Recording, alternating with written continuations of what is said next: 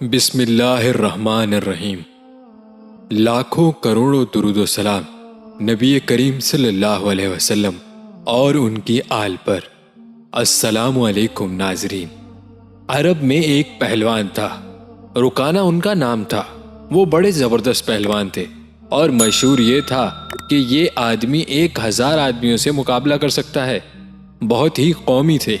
ان کے بدن کے وزن کی کیفیت تھی کہ اونٹ ذبح کر کے اس کی کھال بچھا دی جاتی اور رکانہ اس پر بیٹھتے اور نوجوانان عرب اس کھال کو کھینچتے تو وہ کھال ٹوٹ جاتی، پھٹ جاتی، مگر وہ حصہ جنبش نہیں کرتا تھا جس پر رکانہ بیٹھے ہوتے تھے۔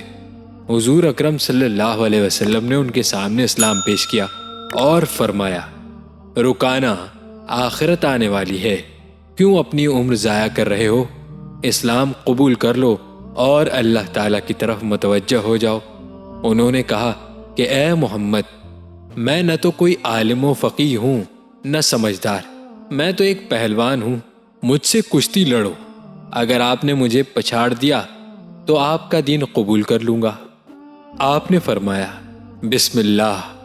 وہ لنگوٹ کس کر آیا اور حضور اکرم صلی اللہ علیہ وسلم بھی آستین چڑھا کر میدان کشتی میں آ گئے۔ ایک دو داؤ پیچ کے بعد حضور اکرم صلی اللہ علیہ وسلم نے اس کی کمر میں ہاتھ ڈالا اور ایک ہاتھ سے اس طرح اٹھایا جیسے کوئی چڑیا کو اٹھاتا ہے، اور آہستہ سے زمین پر رکھ کر چھاتی پر بیٹھ گئے اور فرمایا، رکانہ، اب کہو۔ مگر رکانہ کو یقین نہیں آیا کہ میں پچھڑ گیا ہوں، کیونکہ کسی نے آج تک اسے پچھاڑا ہی نہیں تھا، اور حضور اکرم صلی اللہ علیہ وسلم نے اس طرح پچھاڑا کہ اتنی وزنی لاش کو ایک ہاتھ سے اٹھا کر نچایا اور آہستہ سے رکھ دیا۔ اس نے کہا، میں پچھڑ گیا ہوں، مجھے تو یقین نہیں آیا، ایک دفعہ اور کشتی لڑو۔ حضور اکرم صلی اللہ علیہ وسلم نے فرمایا بسم اللہ۔ پھر آپ نے ایک دو داؤ پیچ کے بعد کمر میں ہاتھ ڈال کر اٹھا کر نچایا اور آہستہ سے زمین پر رکھ دیا۔ فرمایا، اب بتاؤ، یہی شرط تو ٹھہری تھی کہ اگر تم پچھڑ گئے تو اسلام قبول کر لو گے۔ اس نے کہا کہ محمد، یہ تو آپ کے بدن کی قوت تو ہے نہیں کہ میری لاش کو چڑیا کی طرح اٹھا کر نچا دیں، معلوم ہوتا ہے کہ آپ کے اندر کوئی چیز ہے۔ حضور اکرم صلی اللہ علیہ وسلم نے فرمایا کہ میں اس اندر والی چیز ہی کی دعوت دے رہا ہوں، بدن کی دعوت نہیں دے رہا ہوں۔ چنانچہ رکانہ نے اسلام قبول کر لیا اور اسلام میں پختہ ہو گئے اور بڑے بڑے کام بھی کیے۔ ایک مرتبہ بہت سے چور آئے اور رات کو بہت سے اونٹ بیت المال سے چرا کر چلتے بنے۔ صبح کو پتہ چلا تو نبی کریم صلی اللہ علیہ وسلم نے فرمایا کہ لوگوں، ان کے پیچھے دوڑو۔